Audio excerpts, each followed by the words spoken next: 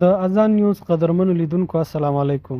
په دې هیله چې روغ جوړ او د ژوند چارې به مو په ښه توګه روانې وي. د امر بالمعروف وزارت وایي چې هغه کارکوونکی چې په کندهار کې د دوکاندارانو سره ناسم چلند کړی و له خپلې دندې څخه ګوښه کړې ده. ګډ سوداګریز دهلیز د افغانستان، چین، ازبکستان او قرغیزستان خبرې پیل شوې دي.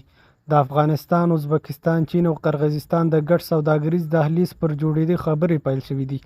د راپورونو له مخې د افغانستان د اوسپنې پټلۍ ادارې عمومي رئیس بختالرحمن شرافت ازبکستان ته تللی او هلته به د ګډ سوداګریز دهلیز په اړه خبرې پیلېږي. ویل کېږي په دې غونډه کې د قرغیزستان، ازبکستان، چین او افغانستان استازي ګډون کوي او د یو نوي ګډ سوداګریز دهلیز پر جوړېدو به خبرې کوي. دوی د دې ترڅنګ به د یادو هیوادونو ترمنځ د سوداګریزو او اقتصادي اړیکو پر پراختیا هم بحثونه کېږي او دوی ته به ډاډ ورکول کېږي چې افغان حکومت ورسره په سترو پروژو کې برخه اخیستلو ته تیار دی. امریکا وايي په افغانستان کې د ملګرو ملتونو د ماموریت له دوام څخه ملاتړ کوي. په ملګرو ملتونو کې د امریکا دایمي استازي او د افغانستان لپاره د ملګرو ملتونو د نوي استازي د دندې د مبارکۍ په پار ویلي دي چې له دغې نړیوالې ادارې سره همکار دی. په ورته وخت کې د افغانستان لپاره د امریکا ځانګړي استازي هم په ټویټ پیغام کې ویلي دوی تمه لري چې ملګري ملتونه له افغانانو سره خپلو مرستو ته ادامه ورکړي او په خبره یې امریکا د ملګرو ملتونو ماموریت بشپړ ملاتړ کوي.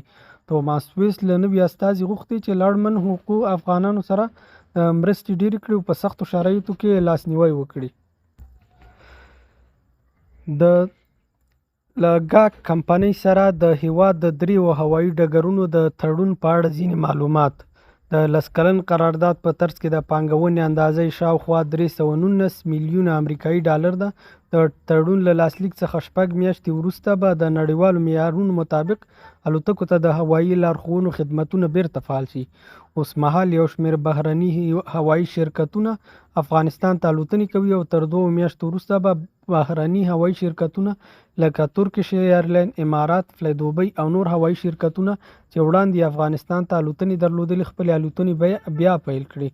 په نورو هیوادونو او افغانستان کې د هوایي ډګرونو د تخنیکي خدمتونو په برخه کې به د ګاک شرکت د تیرو کلونو تجربو ته په کتو ټول خدمت د نړیوالو کنونسیونونو او معیارونو تر مطابق وړاندې کیږي او نړیوال هوایي شرکتونو د اعتماد وړ وګرځي. له نوموړي شرکت سره د قرارداد لاسلیک کولو په غونډه کې د اسلامي امارت د رئیس الوزرا اقتصادي مرستیال ملا عبدالغني برادر وینا کړې ده. ستاسې پام د دغه وینا اورېدو ته راګرځو. عربي اماراتو د ګاک کمپنۍ ترمنځ د هیواد د دریو مهمو هوایي ډګرونو کابل، کندهار او هرات د ځمکنیو خدماتو وړاندې کولو تړون لاسلیک شو.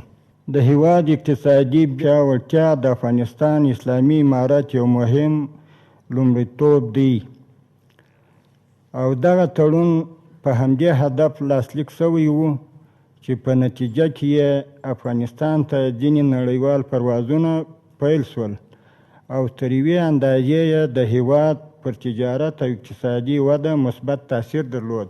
الحمدلله په دې برخه کې د پام وړ پرمختګونه شوي.